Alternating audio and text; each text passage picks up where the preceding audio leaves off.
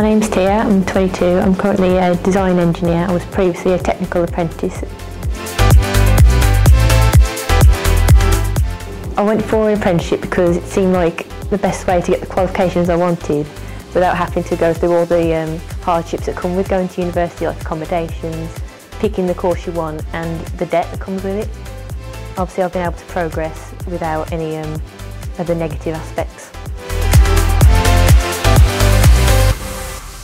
It meant a lot to me winning the awards because it showed that all the work I was putting in was actually worth it. Like I'd felt like I'd got something back for all the hard work I'd put in. And obviously I'd represent my company as well, and they'd all put work into me to be better, and obviously that shows through them as well.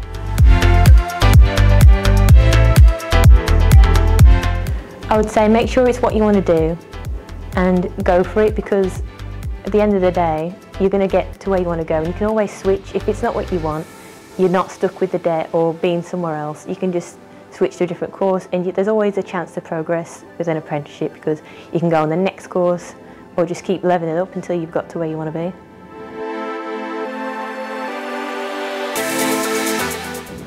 So I want my apprenticeship to take me as far into the design engineering path as I can, including design engineer management, so like maybe project managing as well, just because I like all the aspects of design.